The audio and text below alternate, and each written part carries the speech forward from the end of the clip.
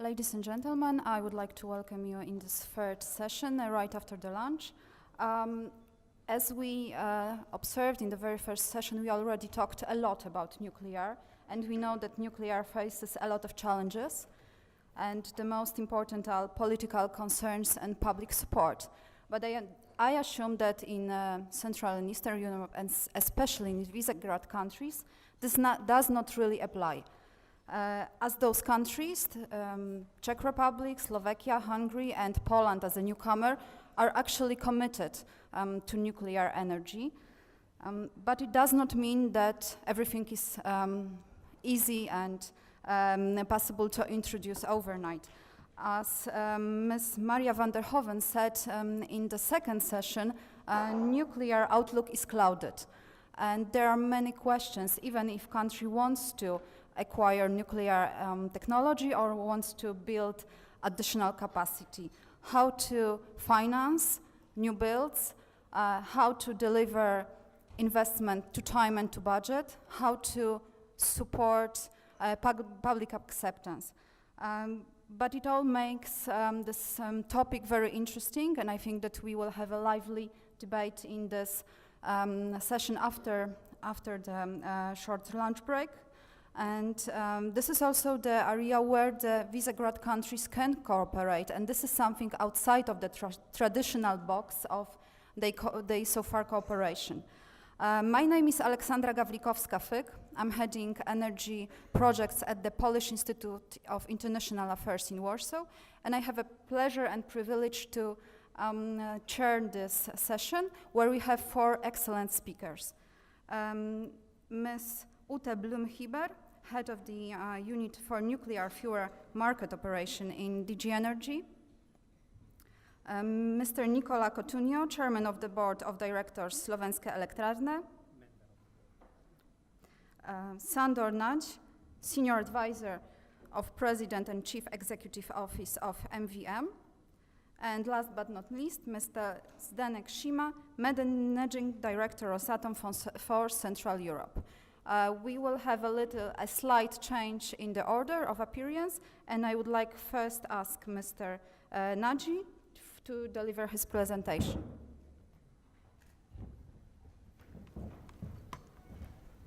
Thank you. Ladies and gentlemen.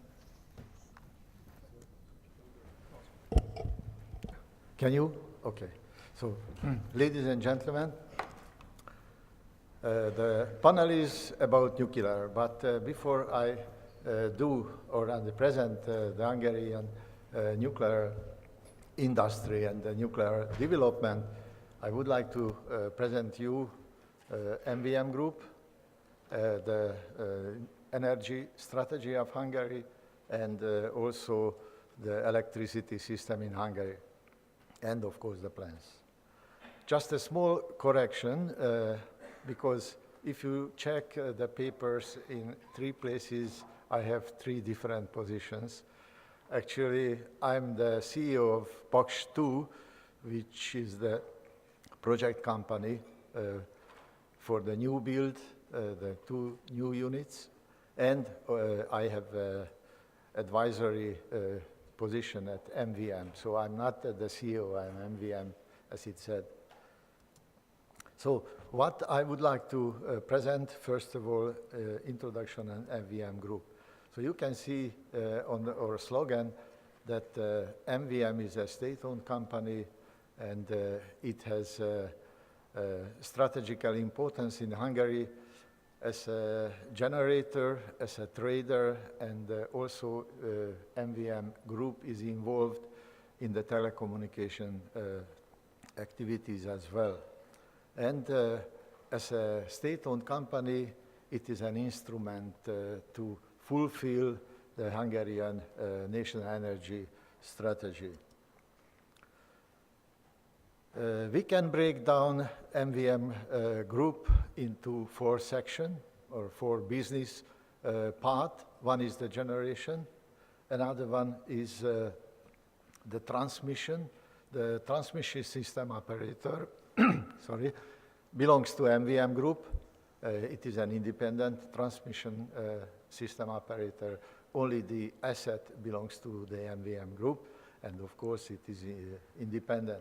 Trading, not only the electricity but also the gas, and also some other business section or business part, which is services, engineering, and installation, maintenance, and so on. The MVM group has the biggest generation capacity in Hungary, and also the construction services.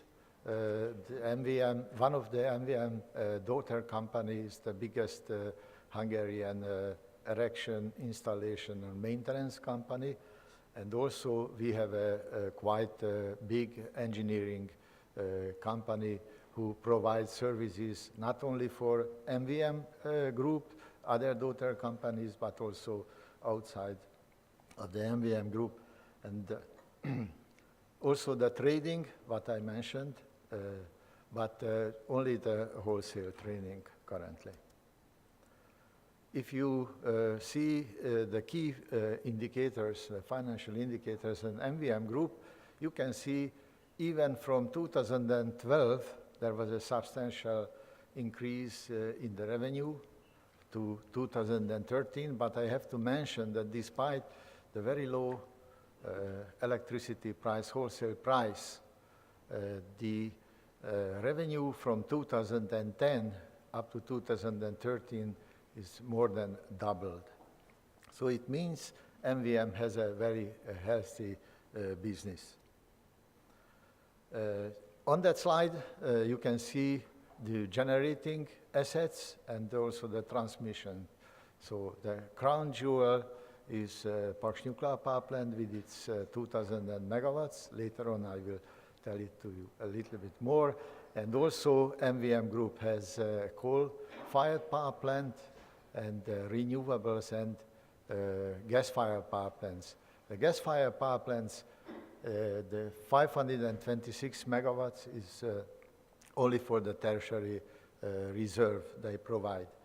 And as you can see, the transmission lines belongs to the MAVIR, the transmission system operator, and the whole Hungarian transmission lines belong to them.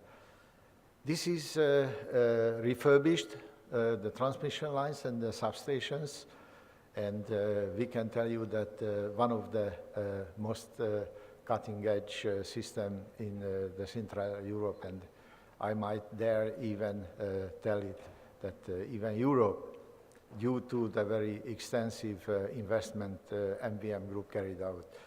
Anyway, today we heard that between Slovakia and Hungary there is a bottleneck, I mean in the cross-border capacity. That's true, but despite that fact, even 2013, more than 27 terawatt-hours electricity traveled through Hungary. It means the several big part remained in Hungary, but all others were transiting to some other countries as well. MVM Group stepped into the gas business as well, not only the gas trading, but also the gas storage. And you can see the main gas storage facilities in Hungary. Altogether, more than 4.4 billion cubic meters gas can be stored in Hungary, which is a very substantial amount.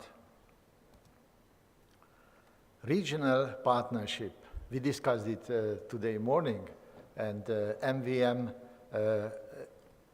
especially in the nuclear field, has some 30 years, more than 30 years experience operating nuclear power plants, 4 units, which is, if we just compare to the northern country of Hungary, Slovakia, equal to Bohunice and Mohovce power plants capacity.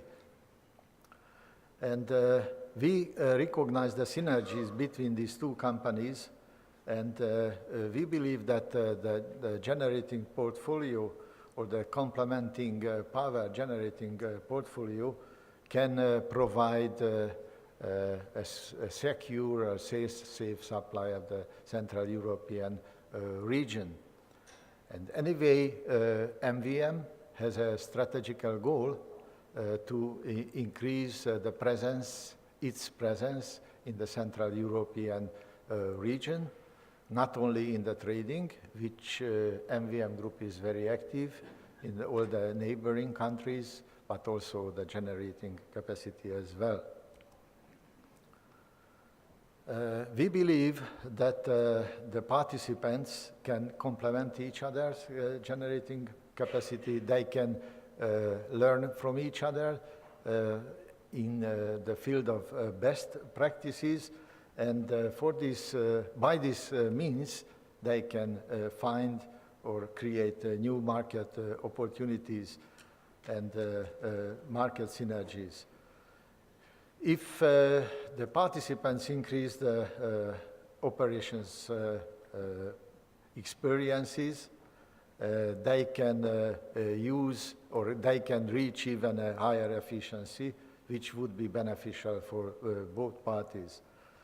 And the joint approach by these participants to the key customers and the suppliers, we mean especially the nuclear power plants, can create a strategic advantage. And if the parties harmonize their investment in the nuclear field, they would definitely avoid or decrease the risk of the temporary excess electricity generation. The Hungarian energy strategy was approved by the Hungarian parliament in 2011. As a first, some 72 different scenarios were investigated, and on the short list there were 6 different scenarios. And from these 6 scenarios, the best, the most optimum for Hungary would be the nuclear, coal, and renewables. What does it mean? Hungary has the nuclear capacity of 2,000 megawatts. Hungary would like to maintain this nuclear capacity by 2 means. First of all, to the lifetime extension of the existing units, and also just to replace it by the 30s with 2 other units. Renewables, Hungary also supports the renewables, and it should have a portfolio, should have a part in the electricity capacity portfolio as well. Hungary has quite a high amount of lignite, but just to also fulfill the environmental targets, Hungary considers this amount of lignite as a strategic reserve, and it intends to use it only in case of clean coal system or clean coal technology. What is the aim in this energy strategy? As I mentioned, the nuclear capacity maintenance, sustain and develop the electricity supply security, reduce the electricity price, which has been or have been done several occasions, increase the availability of the generators, and continue to decrease the CO2 reduction, which can be done by maintaining the nuclear capacity. And also the social implications is very important. First of all, just to follow the behavior of the population, and later on influence the population by, for example, the smart technology. We have a very important task to integrate the Hungarian electricity system into the European electricity system. For this reason, we are intending to increase the cross-border capacities, mainly and especially to the north direction, the northern direction, to Slovakia, and also to the south, Croatia and the Serbia as well. We have a plan to increase the renewable capacity up to 1,350 megawatts, but please consider the size of the Hungarian electricity system. The installed capacity is only 9,100 megawatts, so you should compare this figure to that. The energy savings and increase the efficiency, we have heard a lot today morning about it. We are committed to continue that. And as I mentioned, the domestic reserve, the strategic reserve can be used only in the CCS technology. If we just check the key elements of the national strategy, you can see that how MVM Group would like to incorporate into their strategic plan. As I mentioned, the nuclear capacity maintenance, also to introduce the smart technology. It is very important as well. And also, sorry, just a minute, not to skip any importance.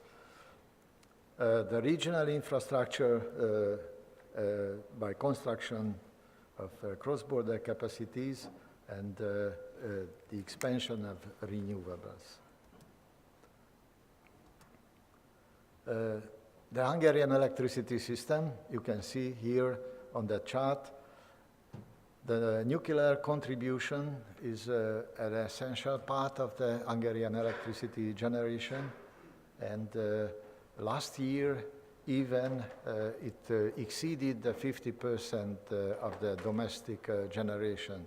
The reason is, you can see on the top of the chart, that the Hungarian domestic generation is decreasing and the import is increasing due to the low wholesale price of the electricity. Of course, this is good news for the customers, but not so good news for the companies and especially the investors. When I mentioned that we are intending to keep the nuclear capacity, and you see on that slide, which is calculated by the transmission system operator, that the obsolete power plants which are operating in Hungary would be shut down and would be phased out. These power plants were constructed in the 60s and 70s, and they reached already the retirement age. They serviced their lifetime, and then we have to shut down for several reasons, not only for the economic, but also for environmental reasons. Hungary has no other option. If we want to secure the electricity supply, then we have only one option beside the renewables, which is not so favorable in Hungary. I mean the climate, we do not have sea, we cannot install offshore wind parks, and the hours for the sunshine is not so high. But despite that fact that we are committed to improve and develop the renewable part, but the nuclear, there is only a viable option. According to the TSO estimation, by the year of 2030, we should install 6,300 megawatts. But this was calculated in 2013. And we just received a couple of days ago the new estimation, and it was already increased by 7,300. And if you just consider that we are intending to install 2,400 megawatts, and these existing units will be shut down by the end of 30s, still a huge amount of electricity development or the capacity development we need. This is something warning for the Hungarian electricity supply security. That diagram shows you the contribution or the share of import electricity, and we had very low at 2000, and since then it is almost a continuous increase. Last year the Hungarian import of electricity was 28.4%, and this year in the hottest summer days, sometimes we even exceeded the 50%. So it is not the secure supply for the Hungarian customers. Paks nuclear power plant, these units were put into operation in the 80s, and the original capacity of that units, according to the type name, VVR 440 watt, were 440 megawatts, but after the capacity increase, each of them reached 500 megawatts. The original lifetime, the planned lifetime, was 30 years, but because we continuously monitoring the conditions of the units, and especially the reactor pressure vessel, which is the most critical component, we came to the conclusion that there are still room for the lifetime increase, and Unit 1 has already received the lifetime extension license from the regulatory body and can operate until 2032, and we are just getting Unit 2, and we have a good hope to receive for each of the units, so the existing unit will be operating until 2037. That is the capacity upgrade, and you can see each of the years we increased the capacity. But what was the secret of the lifetime extension license?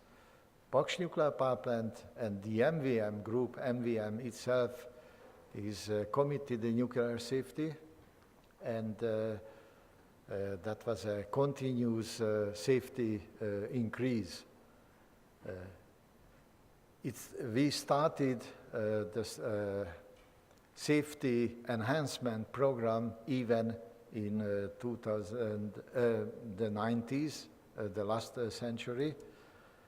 And since then, if you can see the safety measurements, that the result of it, one order of magnitude decrease in the most important safety feature or characteristics, the core damage frequency. The Paks nuclear power plant and the MVM spent a huge amount of money for the safety increase, because we recognized in the very first year that the nuclear safety is not a static thing, but dynamic, and we have to pay attention also always for the increase of the nuclear safety, just to keep the acceptance levels. You can see here some performance indicators of Paks power plant, for example, the INS scale events, which is always decreasing. New units. In 2009, the Hungarian parliament approved or made the decision in principle for the extension of the nuclear capacity at Paks site with the aim of maintenance of the nuclear capacity, and it was confirmed by the Hungarian parliament in 2011 by the National Energy Strategy. For this reason, MVM established a project inside the MVM group, and that project was responsible for the development and the preparational work. And in 2012, according to the decision by the Hungarian government or the owner of MVM, the project company was established, and since then the project company is responsible for the preparation. I believe that you know very well that what does mean a generation 3 plus type reactor. We operate a pressurized water reactor. For this reason, we would like to follow the same type of reactor, but as the nuclear safety has an utmost importance, we believed that we should have the safest reactor which can be found in the market. So these reactors are the generation 3 plus, because the generation 4 is a little bit far away from now. What we are considering as a very important one, just to incorporate all lessons which were learned from the Fukushima Daiichi event, so that units should handle the severe accidents as well.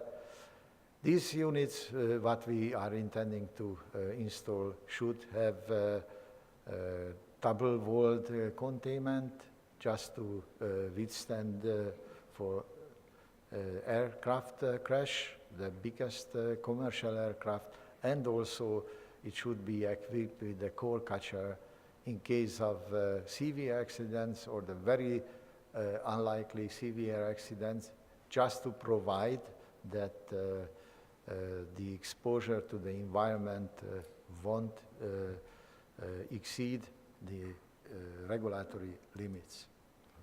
Hungary intended to have a tender, but we received a very lucrative proposal from Rosatom. Lucrative because the suggestion is a generation 3 plus reactor, and also, which was very important, Rosatom offered financial mode. So they offered financing of 80% of the whole investment, and these conditions are very favorable to Hungary. Because of this reason, the Hungarian government and the Russian Federation made an intergovernmental agreement for construction of 2 units. This plan, how we are intending to put these 2 new units into operation, according to the intergovernmental agreement, we should put them into operation in 2025 and 2026. Currently, we are negotiating, and according to the plan, we could start after the very long licensing process in 2018, the actual construction. The last slide, I would like to show you that the Hungarian population opinion concerning the nuclear energy exceptionally high. I believe that if you just compare with our western neighbor, Austria. The reason is, I believe, that Paks nuclear power plant has always been open to the public. We have a visitor center, and last year we already had the 500,000 visitor, and also we have a temporary exhibition by means track, and that the track is just traveling in Hungary, providing information to the public. We believe that was the reason, or that's the cause why the Hungarian public accept and even supports the nuclear energy. And thank you very much for your attention.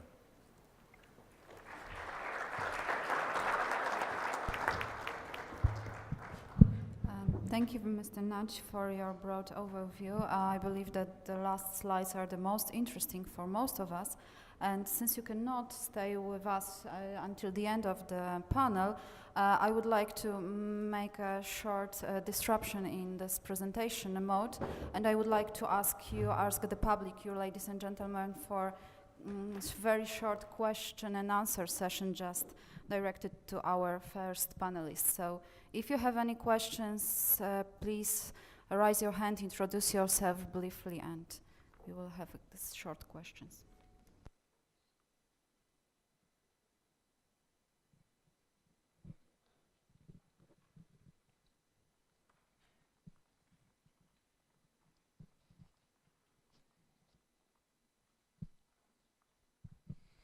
Hi, Mr. Shandor. Josip Badida from Energie pre vás portal. MVM is interested in Slovenské elektrárne, but I've seen that your EBITDA is lower than EBITDA of Slovenské elektrárne. So I would like to ask you how would you like to source finance for this potential purchase of Slovenské elektrárne? Thank you. The 20% will be provided by the Hungarian state. The 80% will be provided by not Rosatom, but the Russian state.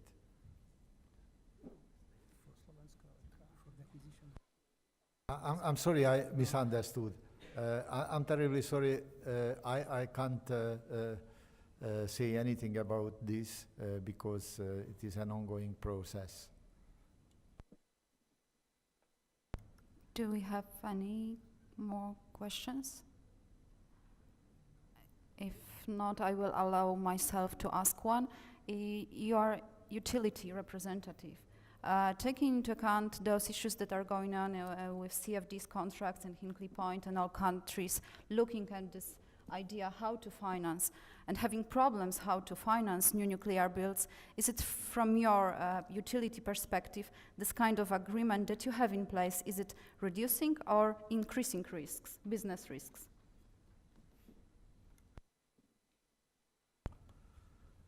We carried out lots of studies, and we believe that by these conditions we have a good position, and naturally there are risks, so many, but we created a risk management system, and we study and monitor all the risks, mainly at this stage of naturally the design and the licensing risk, and then if we find anything which is increased the risk from the previous state, then immediately we have to make an actions. But from other point of view, we believe and we calculated that and compared. If we install these two new units, and there was an estimation in we compared the wholesale price in Hungary with these two new units or without these two new units. And this calculation came from the merit order. We found that with these two new units, the electricity wholesale price will be 10 to 13% less than without new units. And the most concerning fact is really the security, the supply.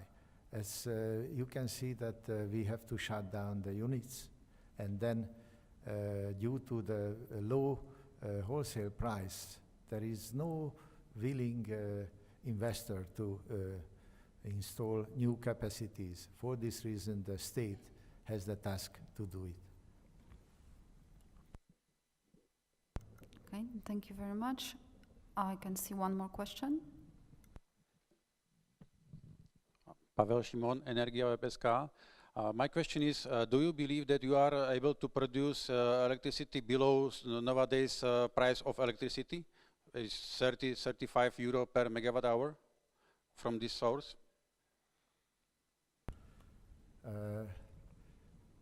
Currently, the electricity price in Hungary is not 35, and we carried out a study, and of course, just to predict the electricity price in 2025 to 2030, it has a certain uncertainties. But we found that after a very comprehensive study that the electricity price would be between 55 and 60 euro per megawatt hours in that time. And if it is, or it will be, that project is, the project will have a good return.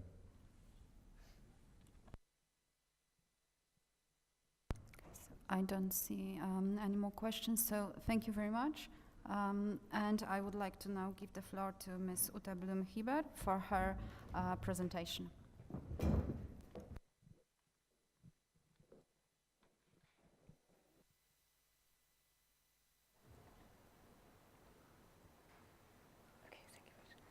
Thank you very much for your introduction, and good afternoon, ladies and gentlemen. It's a great pleasure for me to be back in Bratislava, I must say, because 7 years ago, when also the CEEC conference the first time took place in 2007, we also created, together with the, or say supported by the Slovak and the Czech government, the so-called European Nuclear Energy Forum, or often you know it as ENEF. And together with Mr. Ristri, I was very much involved, and therefore it's a pleasure now to be here with you and to speak about nuclear energy in the European Union. The following slides, you have heard a lot about policy and about nuclear energy and who is responsible, so I will go rather quickly through it and refer to the speakers this morning and the other panels. Well, indeed, the next one is very shortly an extract from the Lisbon Treaty, where the right of member states for the national energy mix is anchored. So every member state has a right to choose its own mix with or without nuclear, and therefore that we often hear that some states are against others because they have nuclear.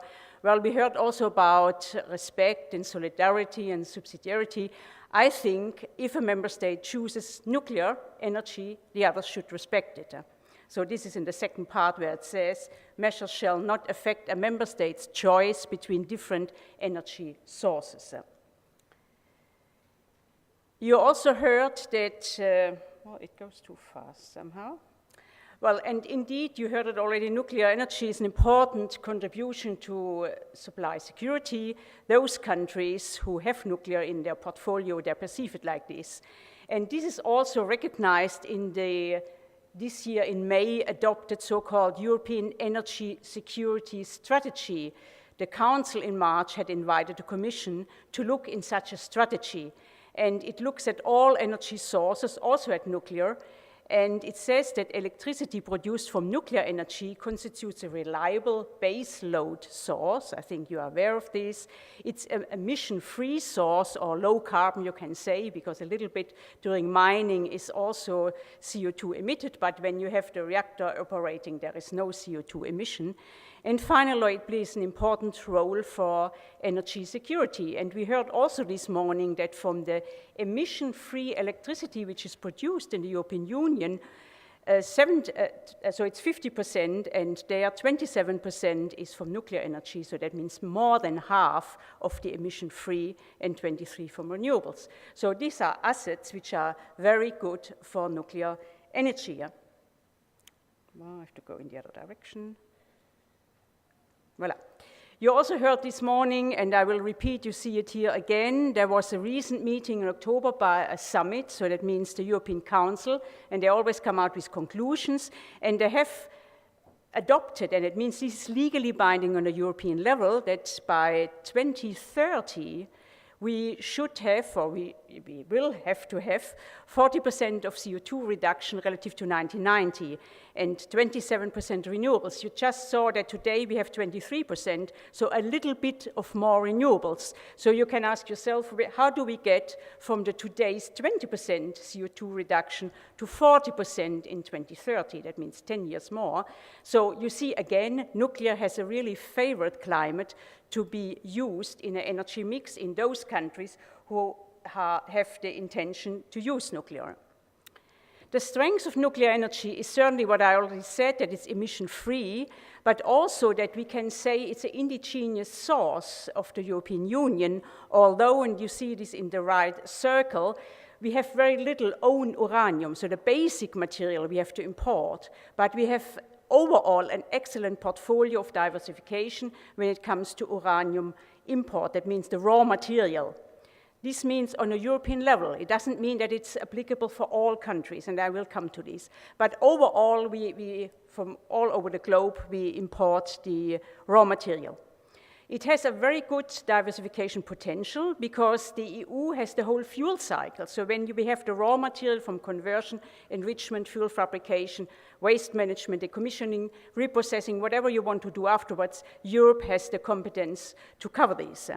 It's also easy to store because you can store it either as an enriched product, EUP, so then you have either as a powder or as in a gaseous form, or even have a fuel element. So it's easy to store, it doesn't degrade, you can have a storage for several years, so this is an important factor for supply security. And also, and this we encourage, is to have long-term diversified contracts. I mean, if you have only one contract with one supplier, this could be risky. But if you have contracts for the same service, say fuel fabrication from different suppliers, then it's a real supply security element. And this European energy strategy has been endorsed by the Council recently in October again, but it reminds the European member states that we should further reduce the EU's energy dependence from external sources. And this is the key issue. We are still too much dependent from external sources. And this is not only true for gas, it's also partly true for nuclear, and we come to this. And it also says that this decrease of dependency should be for electricity and gas, and then we increase our supply security. Now comes the however. Here you have a chart which only is, say, a little bit of black-white. There are some modulations, but the black-white in a sense. So the blue bars have different reactors, but all of them have a diversified fuel supply. And you know, nuclear fuel, first you need the mining, then you need conversion, then you need enrichment, and finally fuel fabrication. So you have in principle 4 stages. And these blue have a mixed in these different services, whereas the 4 red ones have only one fuel fabricator. And this fuel fabricator is not within the European Union, it's outside the European Union. And this makes the fuel fabrication a bottleneck. Although I must say that 2 of these 4 countries have luckily started diversification on the enriched product, so what we call the EUP, which is already a good first step. But still, they have to use this one single fuel fabricator, which is outside the European Union. And I now will come, what can we do in order to change these? Because as an external fuel fabricator may have considerations different and technical, there can be a political risk, and then also supply risk. Because supply security would mean that you need diversification of the fuel, and this means enrichment and the fuel fabrication. I spoke about long-term contracts. That's a good tool, but they must be diversified, and stocks for several reloads. And in addition, if you have from the same country of origin your fuel supply and the gas supply, then you have even a double risk. So because sometimes we hear, well, we have a high gas dependence from one supplier or from one country, therefore we now want to replace electricity produced by gas by electricity produced by nuclear. But if the nuclear fuel comes from the same country, you only shift the technology, but you have the same geopolitical risk. And we think in the European Commission that this is not very healthy. And therefore, for exactly this reason, I spoke about this European energy supply security strategy earlier. It's very outspoken on nuclear as well. It says that the Commission will systematically take into consideration diversification of fuel supply. That means also the fuel fabrication itself in its assessment of new nuclear investment projects. Well, we have not a lot new nuclear investment projects, but we have a few, and others are being in the pipeline. And therefore, every project we will look if there's a diversification in place or not. And it says, so new nuclear power plants to be built in the EU using non-EU technologies. The possibility of fuel supply diversification needs to be a condition for any new investment. And it goes even further because the Commission, or say under the Euratom Treaty, there's a supply agency. That's the place I'm working now. And it says this diversification of fuel supply has to be ensured by the Euratom Supply Agency, which acts under the supervision of the Commission. So we are mandated from the Commission that this diversification is implemented.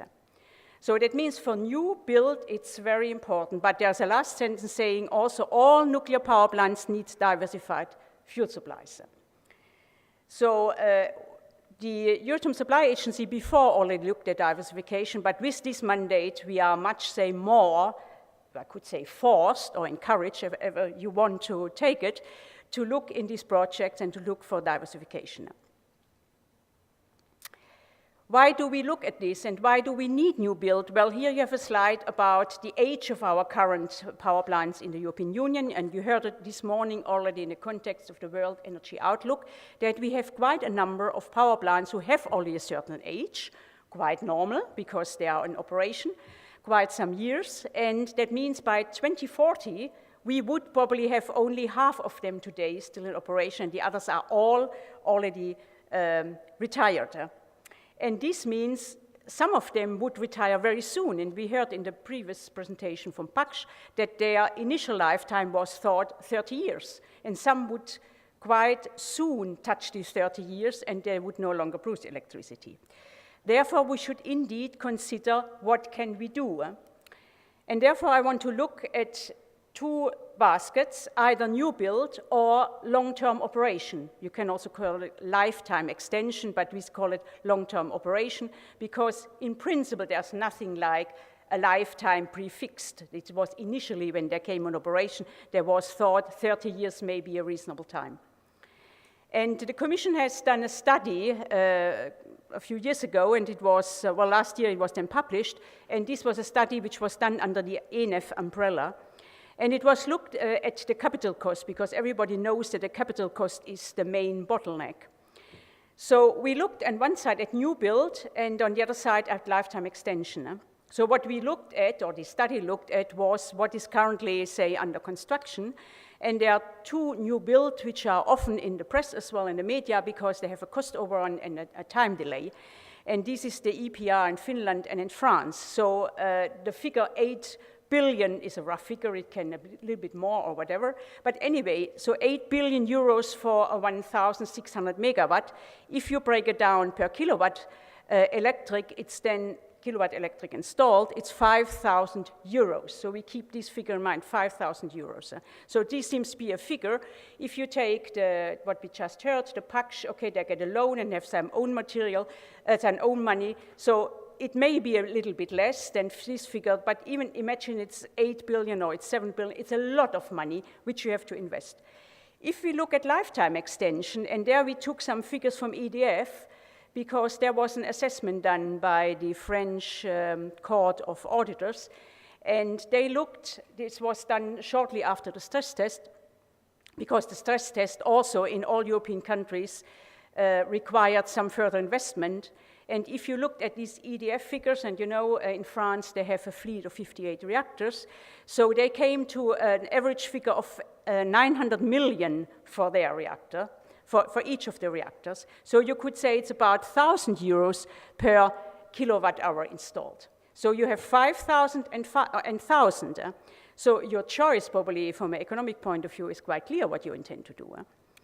And this is also a little bit what I will then come, what is the conclusion, and how can we face these huge capital upfront costs for new build.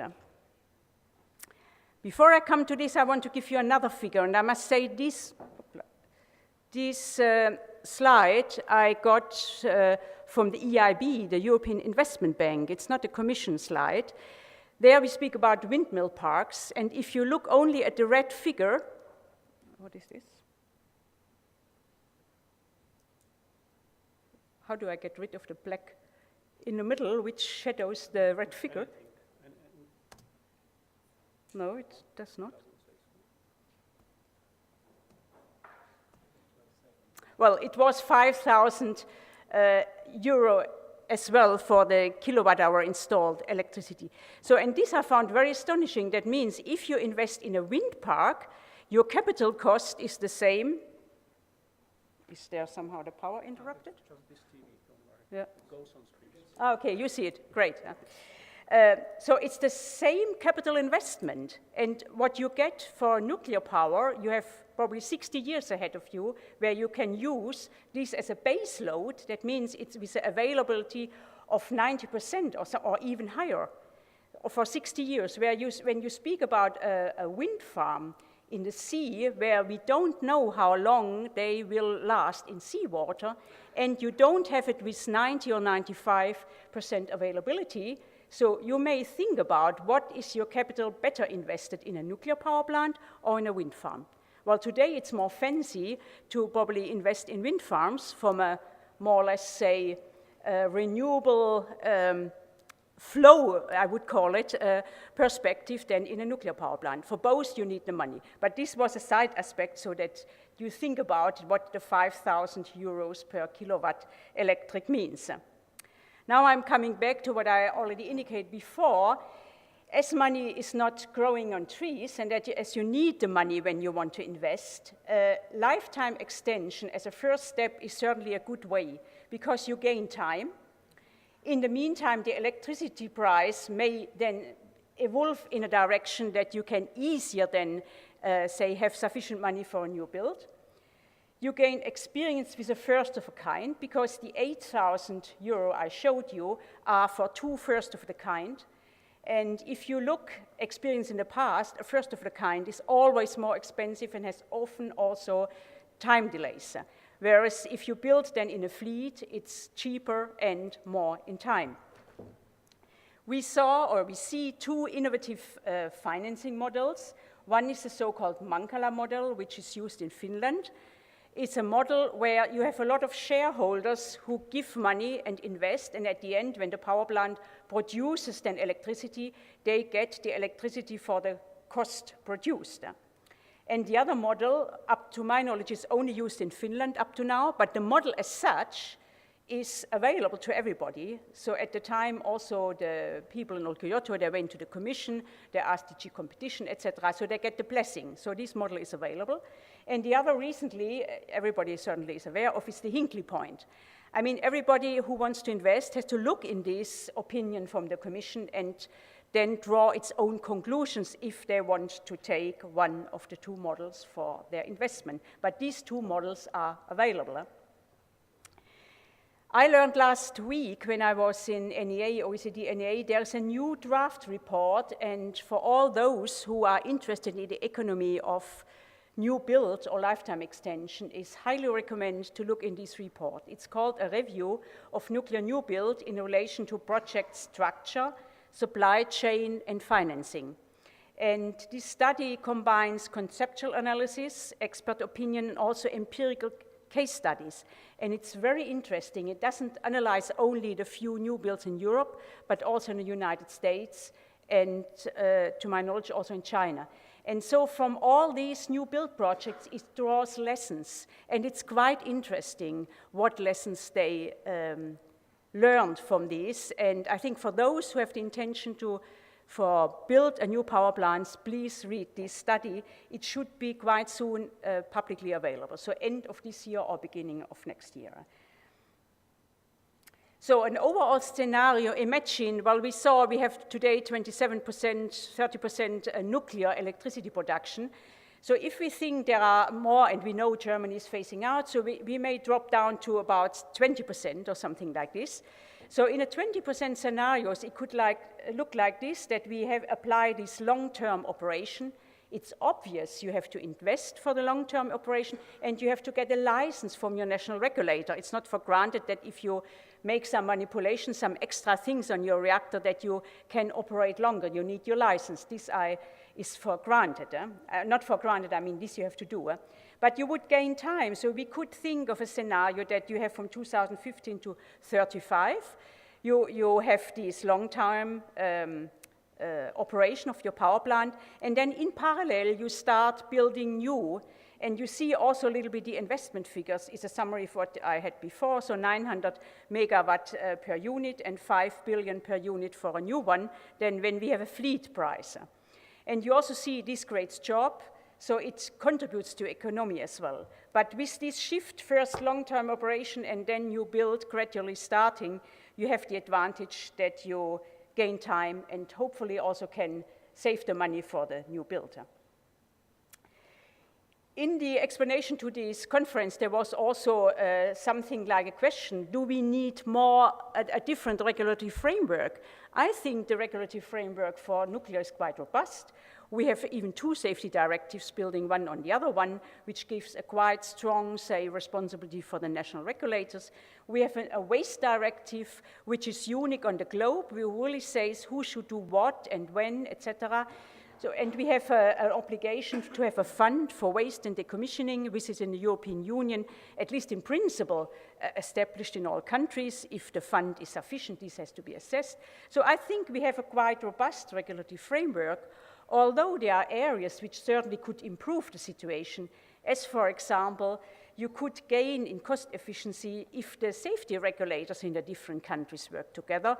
And I think especially in these V4 countries, it would be a good thing if they work closer together. There could be some cost savings then when it comes to licensing of lifetime extension or even new build. And there could also exchange experience. It would probably even be a safety increase because different regulators have different experience.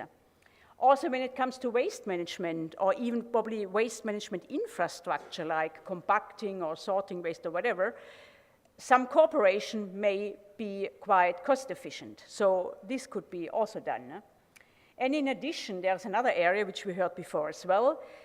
We could gain further acceptance for nuclear energy when we all do these things. For example, when waste management progresses and you have already a disposal facility for low and interim waste and you work on a deep geological disposal for your spent fuel, then you gain acceptance with the population, in the population. And this public acceptance is really in many countries the Achilles heel.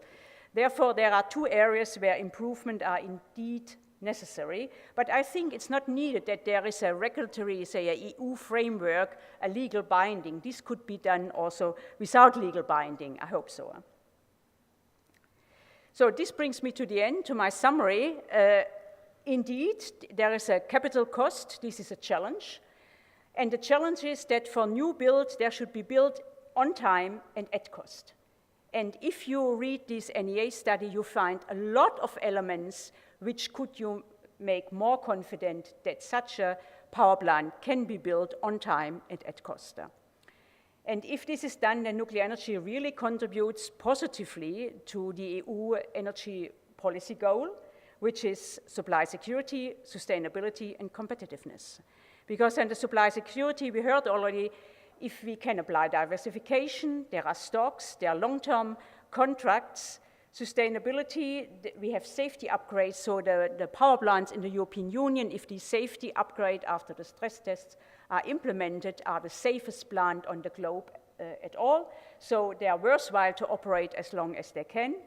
They are low CO2, and we are in an advanced status of waste management, although not all countries have the equal, say, advancement, but we have in the European Union 3 countries who are frontrunners, the 2 Scandinavian, Finland and Sweden, and France, and they are prepared to share their experience with deep geological disposal, or say the development of deep geological disposal facilities with the others. There is a special European platform, IDGDP, and the second purpose of it is that the others have a possibility to share the knowledge with those who are frontrunners. So the European Union is well equipped in this area, and therefore nuclear energy should have a prosperous future. Thank you very much for your attention, and later on, if you have questions, I'm happy to answer to you.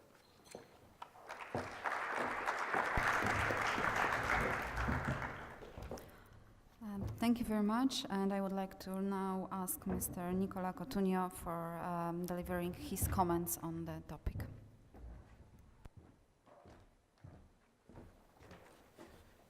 Good afternoon to everybody. I do not have presentation with me. That is maybe good for you not to have. Go on. What? Oh, okay. Yes, go on in that sense. Sorry.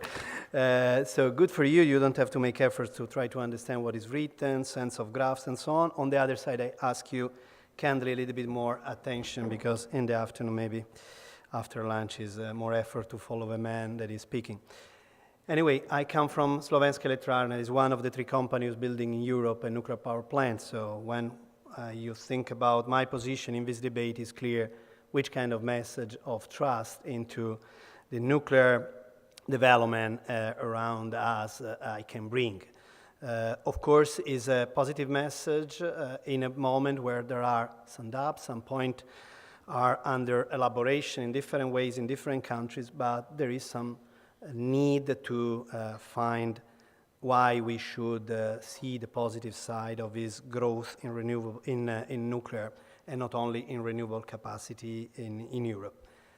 Of course, I think we are in a pretty peculiar moment of the life of this energy market. We saw a tough evolution, strong evolution in the last few years that overcame even our expectation. And this put us now in a little bit an unstable position in defining what really we are going to see in the next years to come. But let's elaborate from what this morning we heard as the pillar of the transformation, that I think about them we don't have so many doubts. So we will go for stronger decarbonization, it's clear. We will face a challenge of price sustainability, and we want to guarantee security and stability of the electricity system around Europe. On these points, really, I think all of us are aligned, and we share them as the pillar of the transformation on the years to come.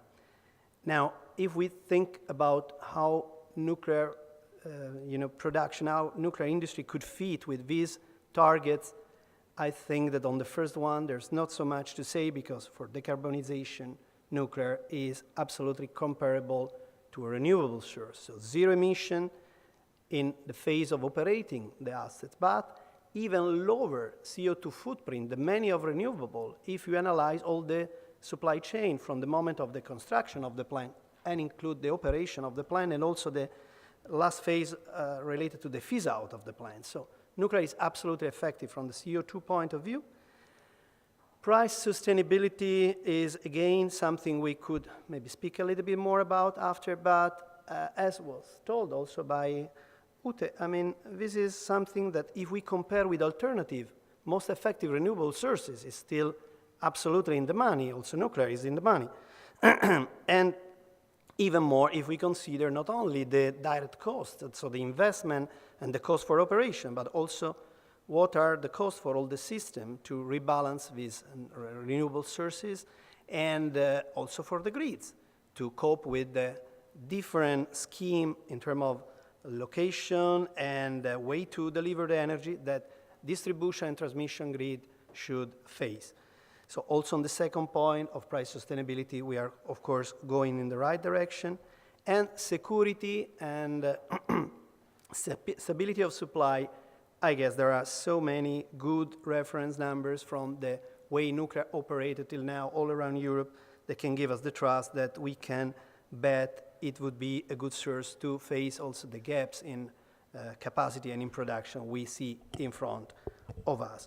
Of course, with the care to the diversification that was touched, but again, having intrinsically inside also a big value of diversifying the European portfolio from the dependence on fossil fuels. That is not a small point, and maybe we don't perceive now completely because, okay, there is the problem of Ukraine and the gas, but for instance, we don't face now a moment of high commodity markets, so we don't see also the pressure from economic side, but we think more about the pressure from political side. And they could be also both together in the future. So, okay, this is the picture that would say us that, of course, nuclear is able to cope with the three targets, main targets we have in terms of development. But let's analyze a minute where we are. So the market is disorienting us because we have, of course, a not growing demand. The demand was not growing in the last years, weak economy, weak industries, and first impacts of energy efficiency. They are all together there.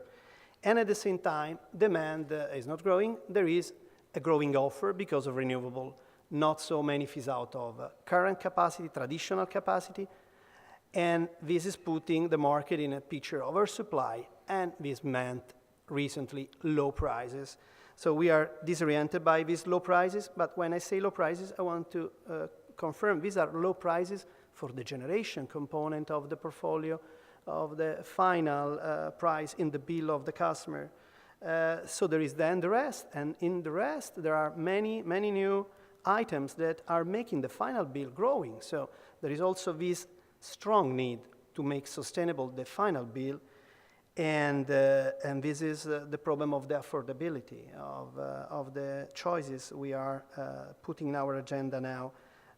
Of course, we got aware just recently of what we were starting 6-8 years ago with the development of renewables. So not criticizing that, but now we pay the bill. Now industries understand how much this could impact on our costs from now on. And we have to think about twice when we speak about the future, how and what to see as the best alternative. The doubts about the nuclear are coming from the 2 points. So are the market prices sufficient to see, to have a background, a good background to put nuclear into operation, new projects? And do we really need capacity? Because I said we are in an oversupplied scenario. So first of all, I think that about prices, we cannot be really cheated by the prices we see on the screens and we see on the market. Let's say these are not sustainable prices. The whole European system will crash if we go on like that. This is a price in a moment of oversupply, a price level that can last few years, because under this price condition, no investment, no single investment in any technology can be done.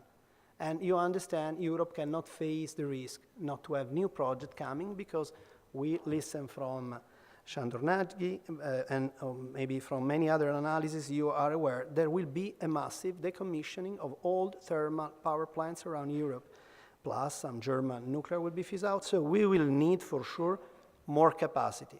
We will need absolutely more capacity, and you know, and this will come maybe in a way that then will surprise us.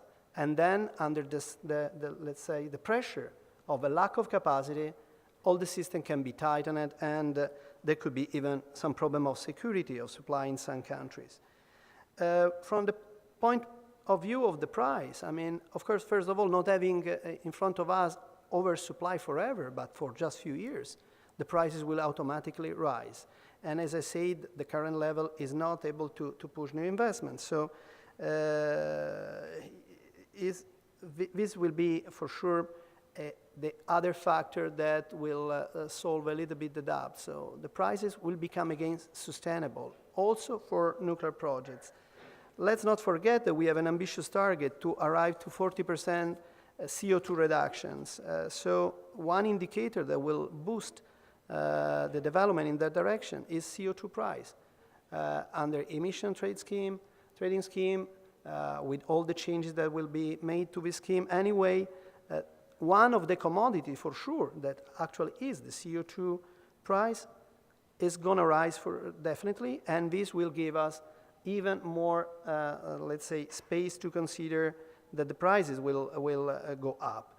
So for sure, we need more capacity. We need to consider that the prices will go up, and maybe the customer will find equilibrium in paying more for each single megawatt hour in reducing their consumption and in rebalancing that through energy efficiency actions. I think that considering this perspective that, of course, appears a little bit different from the market we have outside here today and maybe even tomorrow morning and in the next few months, nuclear can be really seen as something needed for the capacity, needed for the security, and affordable from price point of view. We know that there are some areas that were criticized or are, let's say, areas of concern about new constructions. And being involved as company, Slovenská elektrárne, we are feeling that, criticism or these concerns as an important topic to be addressed. First of all, about safety. I mean, we are convinced that the current fleet we are operating in Europe has a very high standard of safety. After Fukushima, the stress tests were put in evidence the fact that we are really compliant with most of the latest principles of safety that were brought to the attention of the operators after Fukushima again. And Slovenská elektrárne, we are fully compliant. We finished all our measures to comply with this plan, Fukushima plan, and we have put in operation all the modification to our power plant to cope with severe accident scenarios. That is the other important point on which the industry was and is still working around Europe. So we don't think that there is any special point to be concerned about safety. I mean, also the track record we had here in the region and all around Europe is really, really good. On the other side, again, of course, there is the issue of the capex, high intense capital required to build nuclear power plants, and so to stay in the cost is one problem, and to stay in the money is in the time is the other. I think it's clear that we are facing here, as it was the case of France and Finland, the problem of revitalizing an industry that was sleeping for 20 years. So all the three projects are somehow first of a kind after many years, and not only, it's a problem to absorb all the modification, all the requirements of the post-Fukushima nuclear world, but also to put the local industry, the European industry, in the position to perform with a requirement of quality we're not experienced before. We are moving here as Slovenská elektrárne with a strong commitment to put in operation the first unit, Mochovce 3, at the end of 16 and the other at the end of 17. So we have, of course, experienced some complication during the construction due to this need to include some modification during the construction. It's very, very tough thing to do on a nuclear power plant.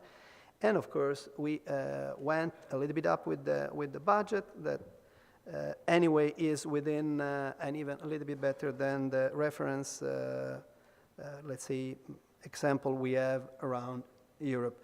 So in this moment, of course, there are discussions about how to encourage new projects to go on. No? And we listen about Hinkley Point example or the Finnish example. Of course, these are somehow giving us the trust that, especially for instance in the Finnish case, that if the customer are ready to bet that nuclear cost, operating cost in the future is a good choice for them, means that not only the industry, the generator, but also the customer side is thinking that the situation we have today is not stable, so the prices will peak again. Some of you may remember that in 2009 we had prices on the screen of 90 euros. In that moment, even a full cost of a nuclear power plant would have appeared very good choice, very good choice. And people would have signed, I don't know, 70 euro forever with the blood. Fantastic price. Now today we have a little bit concern because we see this 35, but we have to understand this is not affordable in the long run for anybody, for the system as a whole. So some way we'll come back to a sustainable level, capacity payment, supporting schemes, but not only for nuclear, for all the energy we have to produce. So we are really confident that this project will become more and more affordable also for other players. I don't want then to close without going a minute on the good point we experienced already as Slovenska Elektrárne and as Slovak country about dealing with the nuclear project in this very moment. First of all, I mean, it's clear the impact on the local economy is huge. So to put into a system like the Slovak one, 4 to 5 billion reinvested in what is local industry, and this is a big contributor to the GDP of the country. And if we go beyond economics, this is a good support to the society in general. We are revitalizing, as I said, industry. We are revitalizing academic world. We are preparing people to deal with this power plant in the future. So we will have employment in a permanent way in the next years to come, and not only now in the construction phase, and will be employment ranked at high level of qualification. I don't know how many people you know that work on solar power plants and what they're doing. So we will have a lot of maintenance, a lot of operations. So there are for sure many stable, good elements that will characterize the situation of a country that is going through nuclear project.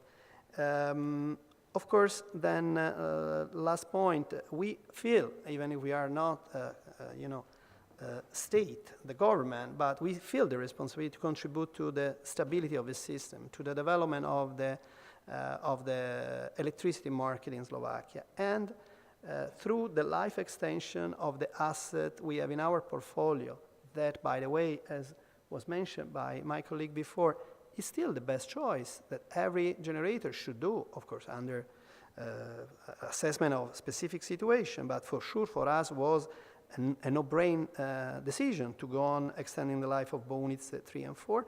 Then on top of that, putting the capacity of Mochovce 3 and 4, we will be making more robust the energy system in Slovakia, and we will be able even to cope with the need of surrounding countries to have support, because, for instance, Mr. Nagy from Hungary was telling they will dramatically need a lot of capacity to enter into their system. They will most probably not be able to build 6,000 megawatt in a few years. And we will be able, of course, as Slovakia, to contribute. More and more projects should be seen as regional assets and not only as national assets. And I think that our project can also open, let's say, a little bit the way to other surrounding countries to move in that direction, because for sure we can sustain their system, because we will be the first one to enter in operation. And we have, of course, put the industry in the region in the condition to go on for other projects and also to support surrounding markets to go in the same direction.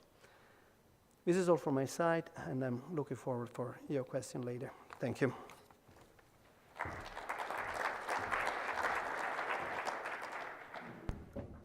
Thank you very much. I would like now invite Mr. Zdenek Shima for the last presentation of this session.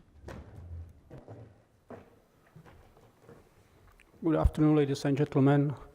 I do have a presentation, but don't be too scared. There are just 11 slides, and first one is welcoming slide, and the last number 11 is farewell thank you slide. So there are just 9 of them.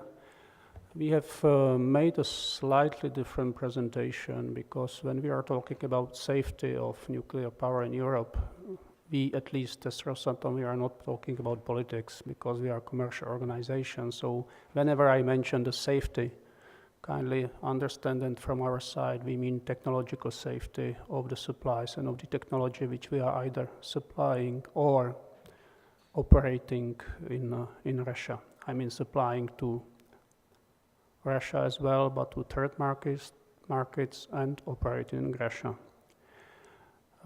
Perhaps you know we have got few anniversaries this and next year. This year, it's 60 years from the first small nuclear power plant, and next year it's 15 or 60 years as well from the first agreement between ex-Czechoslovakia and ex-Soviet Union on peaceful use of nuclear power. So it all started as a civil use of nuclear power back in, sorry, I don't see properly the keyboard. So it all started in Obninsk in 1954 when the first nuclear power plant came into operation.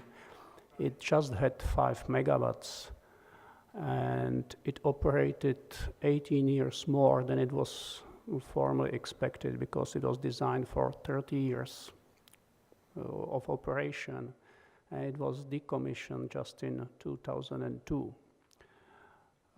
Perhaps it's interesting to know that this first civil nuclear power plant was built just 5 years after the first atomic bomb, which is quite a short period in those days, of course, because of the size and because of the initial stage of nuclear energy.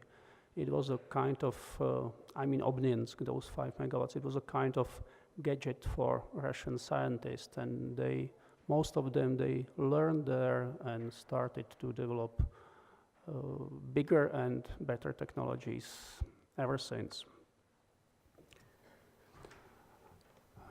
The next most important, at least for this part of the world, is the technology of VVER, which was built just 10 years after Obninsk.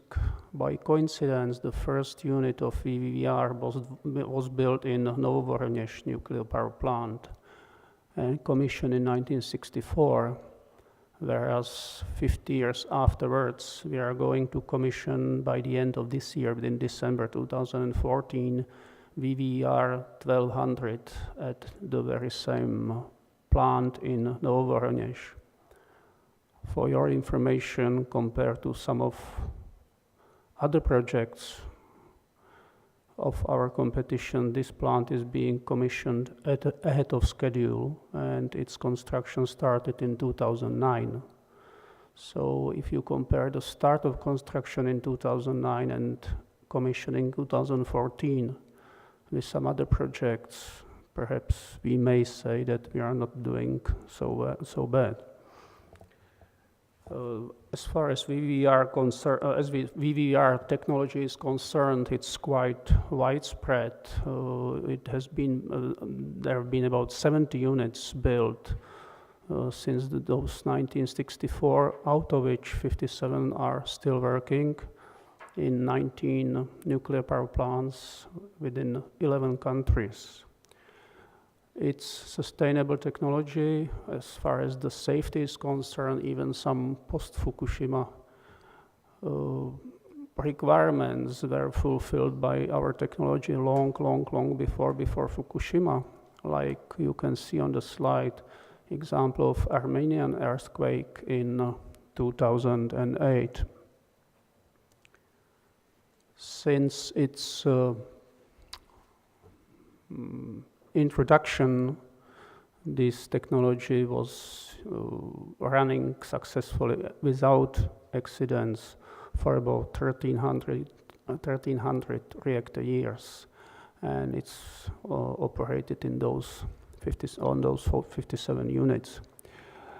Apart from the units which are built with VVER 1200 technology in Russia, which you can see on the slide, we presume that these power plants, new power plants, will be equipped with this technology. Among others, probably the quickest will be in Finland, and hopefully Akuyu in Turkey, along with Hungarian Paks 2, about which you had more details from Mr. Nagy. At present, just a few words on Rosatom. At present, we have supplied our units to mostly European countries, Russia, and some of the Asian countries. There are, of course, tenders and opportunities in different countries all over the world. South Africa is pretty hot, Jordan, Vietnam, even 2 countries in Latin America. So hopefully VVR will spread to other continents if we are successful. What is perhaps important, and I would connect this slide to what my pre-speaker said, that if we build a huge project, we are not just building a power plant, and we are not just creating sustainable source of energy for 60 years, but we completely change a country.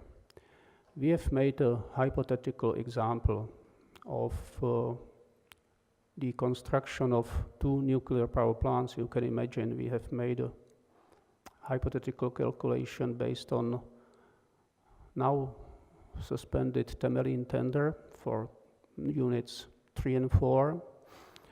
There are a few assumptions, of course. You can see on the screen the theoretical value of the project. Of course, you will not expect us that we have put a proper price which we have offered to ČEZ.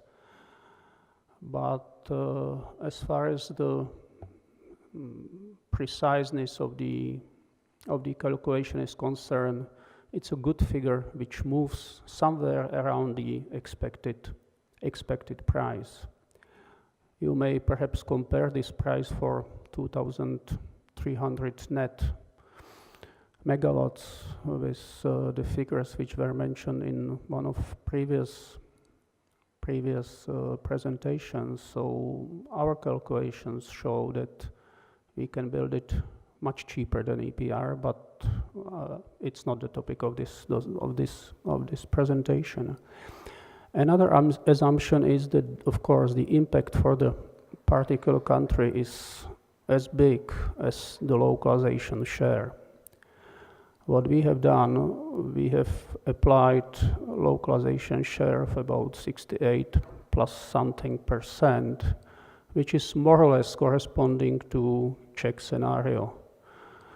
You know quite well that Temelín 1 and 2 and Dukovany 1 to 4 were built practically by the Czech industry, and if not everything, then a lot of this capability still remains.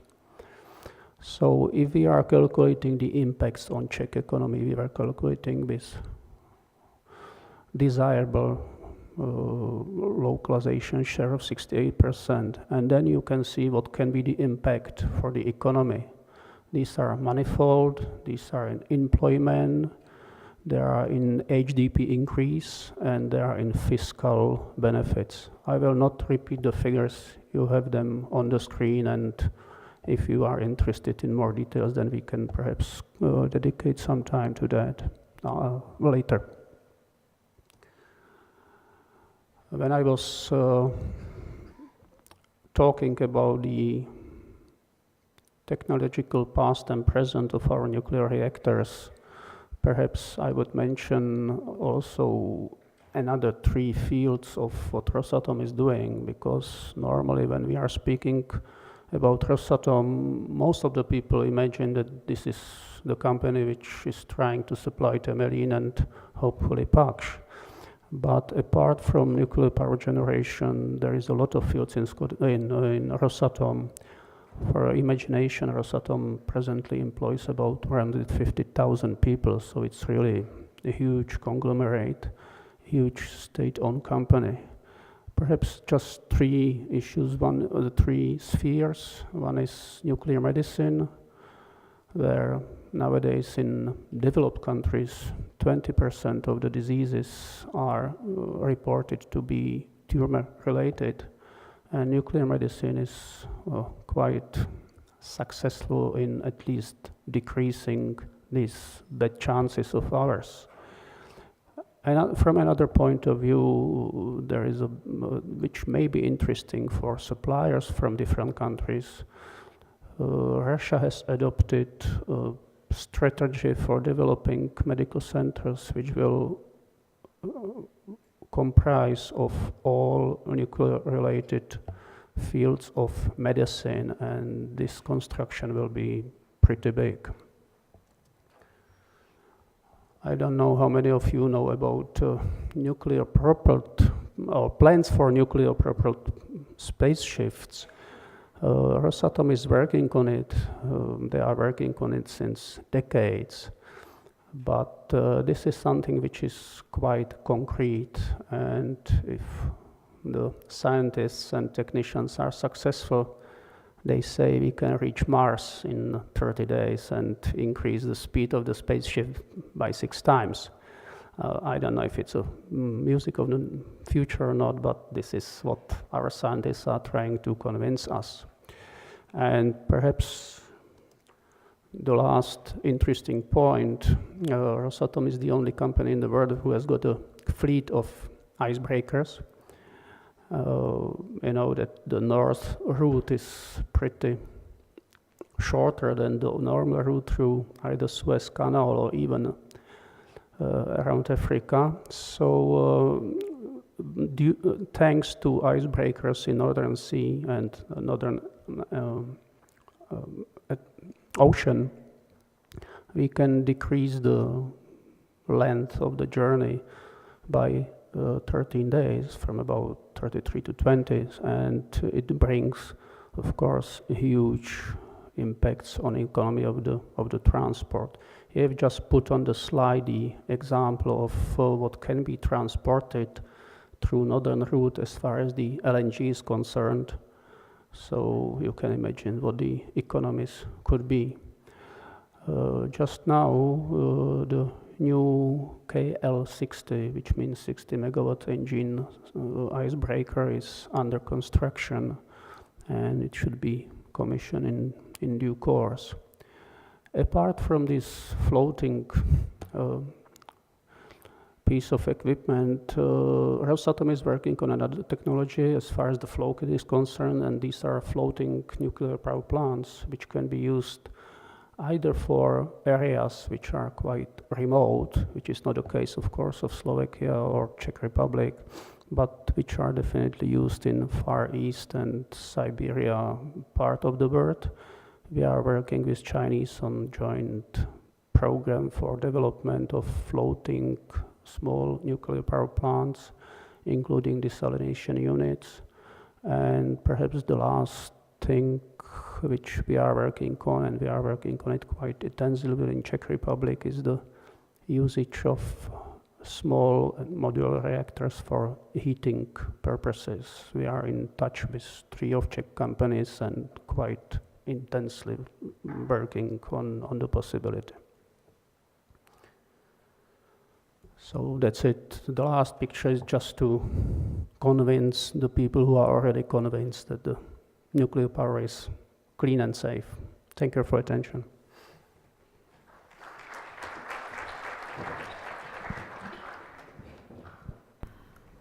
Thank you very much. And since we have a little bit more than 20 minutes, I would like to immediately pass the floor to you, ladies and gentlemen. And if you have any questions, please, we can start the discussion.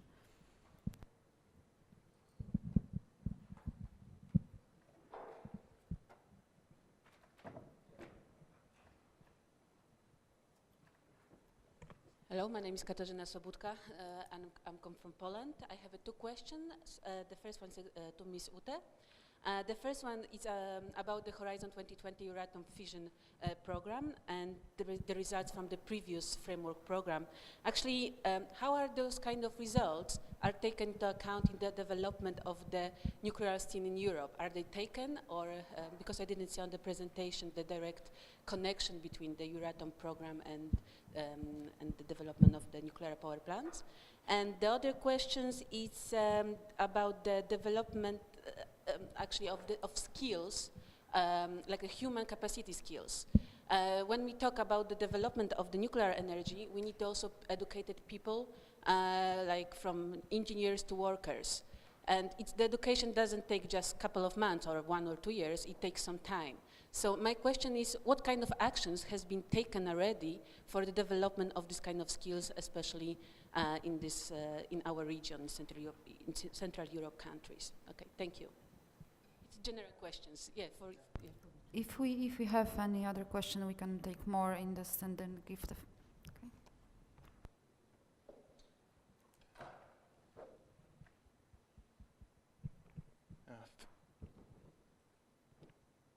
Filip Černoch, Masaryk University. I have a question on Madame Heber. Thank you very much. Yeah, thank you very much for the slide comparing the prices of installed capacity in terms of wind and nuclear energy. But still, well, there's one problem firstly with experience curve because from the position of investor, the price of renewables is decreasing over the time. It's not the same situation like in case of nuclear energy because of the increasing safety standards. The price of nuclear has been rising. So that's the first comment. And second, you suggested to two financial schemes to finance the new nuclear power plant, and one is the Hinkley Point C case, and they basically used price for difference with it's basically feed-in tariff with strike price like double that of market price. And from my perspective, in the time, well, at the moment we're building the common market with electricity, so suggesting that any country would invest the public money into the nuclear power plant and then selling this subsidized electricity on the common market, meaning basically subsidize the whole market. It's a very, very tricky issue from my point of view. So if I may have your comment on that. Thank you very much. And do we have any other questions right now? No, I don't see any. So if we could start probably with. Well, thank you for your questions. I don't know if I got completely. You want about the framework, the European.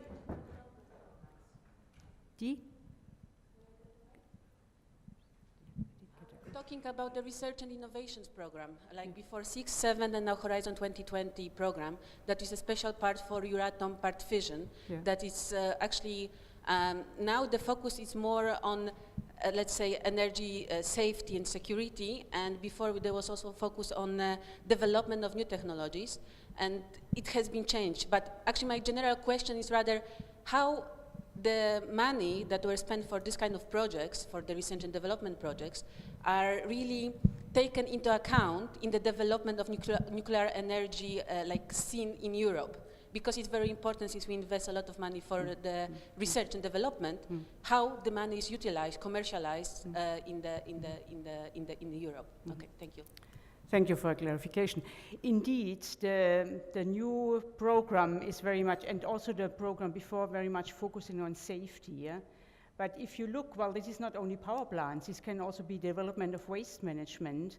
And the platform which I mentioned, this IDGTP, which is a platform for implementation of geological disposal, they have identified a number of projects and then they propose these projects. That means if these projects are then elected in the panel, the money will really go to, and it's always a co-financing, it's not a full financing, will already directly contribute, for example, for development of waste management infrastructures. So it means that is one puzzle in the whole nuclear fuel cycle. There are other projects which are related, for example, to partitioning and transmutation, which is one type of generation 4 reactor. And also in other types of generation 4 reactors, there are safety aspects. Also, if such projects are proposed, then they can be co-financed. So I mean, the result of this money, I mean, of this project and the money invested from the Euratom framework program is directly going in nuclear projects. I hope this answers your question. The second one, I think, on education training is more probably for the other colleagues, but from a European level, was a little bit done. There was done a certain mapping. I mean, there is in one of the joint research centers, they have developed a database and they have invited experts and is continuing in order to map how much education and training capacities available, how much is needed in different countries. And there is a second report published recently, which you can read. So at least it gives a first indication. From experience, we can say whenever new build projects are in the pipeline, there are more young people feel attracted in this country to study such technologies. And the experience was in Finland, you see it in France. You could probably say something about Slovakia. And I think, anyway, the level of education in the V4 countries is quite good in this field, because also the acceptance is good, and if the acceptance is high, also young people feel attracted to study this area. And it's not only pure nuclear energy, it's also all the technical work around. On my comparison between wind and wind farm and nuclear energy, is not that I want to disqualify renewables. I'm in favor of renewables. I think we need both. I only want to say a high figure like 8 or 5 billion is also needed in other areas. This was the message. On Hinkley Point, I'm not advocating that everybody should take this model. I said everybody who wants to invest should look in this. And if you have followed this development, when first UK presented what is called the Hinkley Point, now today opinion, it was different, and there was a lot of interaction between the Commission, and it has been modified. What we read today is a modified version, and as far as I can read from this opinion, the Commission felt that it's more fair. So it's clear it's not the price which is today, it's a higher price. So the idea is that there is a certain balance, so a taking and giving back. So the assumption is that the price will go up, and then the income has to be given back to this fund. So we all can only hope that it functions like this. But it's one model. As I said, the Mankala model is the complete opposite. There is nothing guaranteed somehow. There are, say, communes or industry or whatever, and they all have shares, and these shares are put together. And so in Finland, it's not only nuclear power plants, also other power plants are financed like this. So I only gave 2 models, and I mean, others can be creative and have other models. Somehow, they have to get the money, yeah? That's the message, yeah? So. Yeah, maybe I can say a few words about the problem of education. You pointed out that it's absolutely an important problem to face further development in the nuclear energy sector. First of all, I have to say that as Slovak representative, I speak about that in a society that was always, in this business since tens of years, 40 years and more. So it's not a new topic here, as could be in other countries, yeah, when you want to start from the scratch.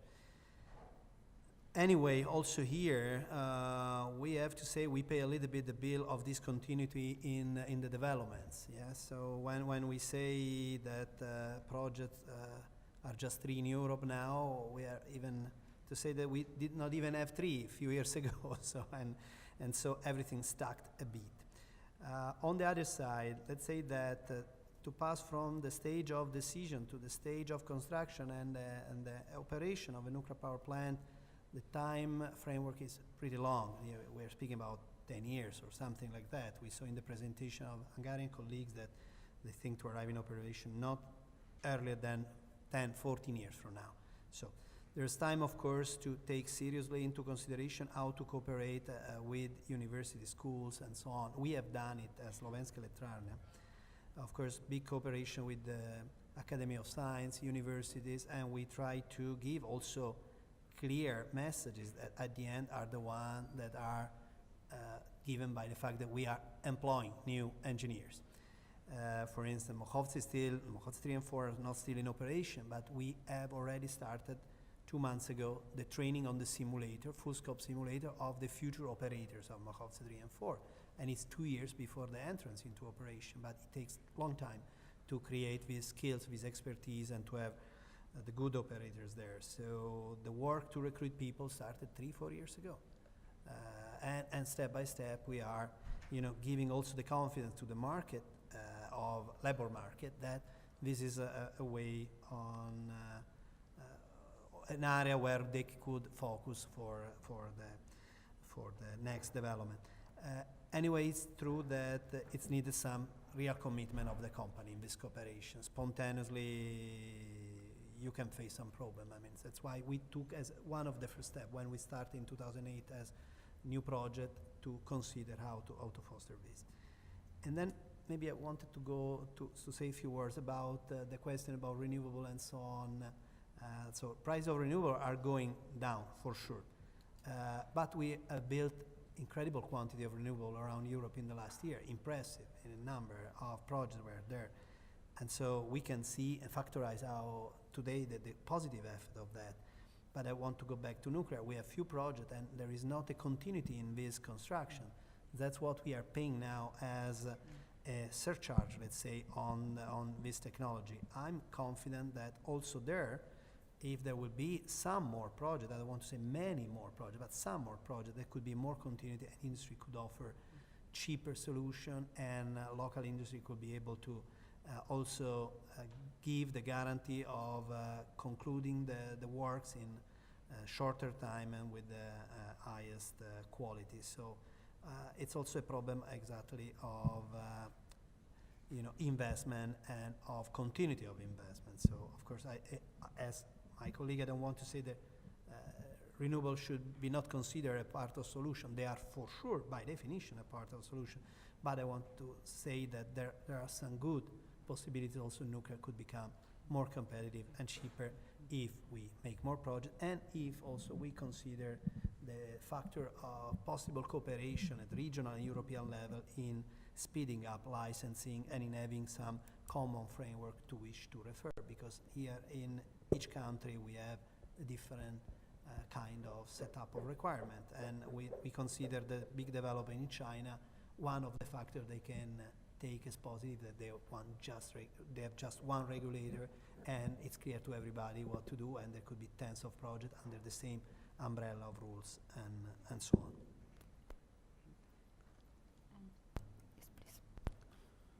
Yeah, there are two kinds of education. Don't forget that, well, Poland is definitely much better shape than, for example, Bangladesh, where we are going to set up a power plant.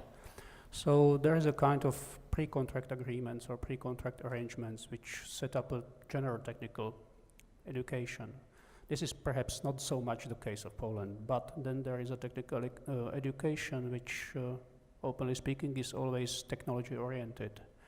And there, not only the company as a client, but the respective government should take a, I would say, kind of strategic approach to increase the technical level and size and support of technical thing. And then the company who would be your preferred supplier, of course, is quite responsible for this purpose.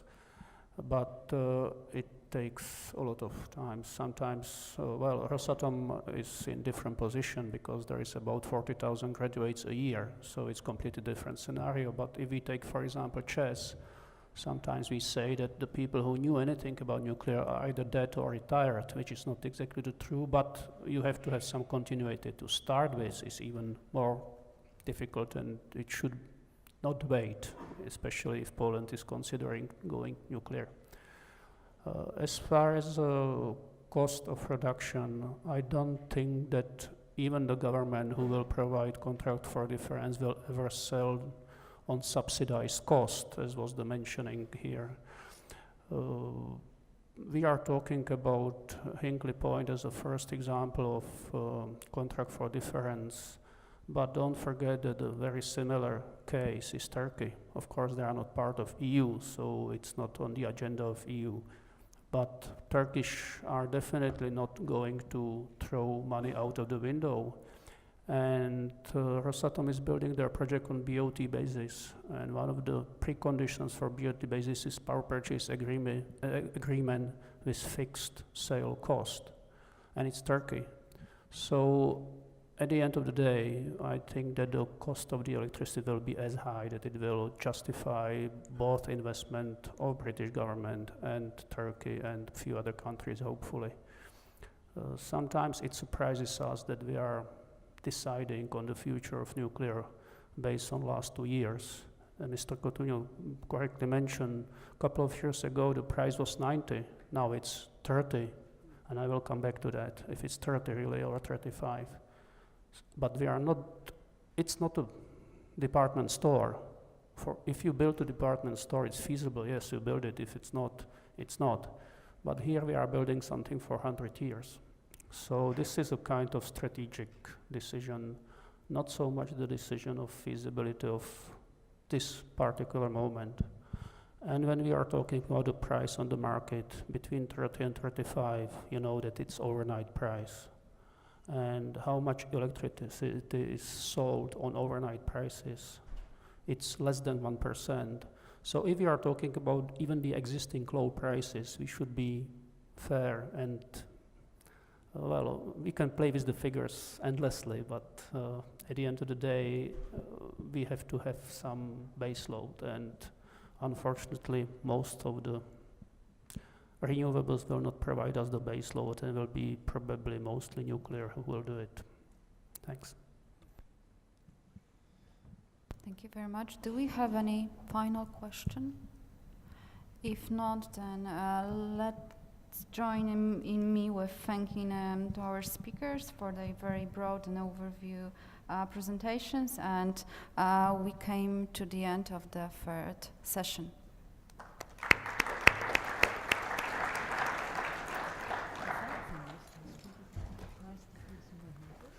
Let me express my thanks to the panelists for interesting presentations, and now some practical info concerning the follow-up. Now we'll have free time up to 30 minutes. Then the dinner sessions will start at 5. I hope that you found the information about the places where the dinner sessions will be held in your conference folder. But if not, so let me just repeat. The dinner session number 1 with Mr. Vladimir Šucha on evidence and science-based strategic decisions in energy policy will take place in the room Embassy. Dinner session 2, gas security of Central Europe, consequences of Russo-Ukraine crisis, the room Waldorf. Dinner session 3, Covenant of Mayors, room Paris. Dinner session 4, local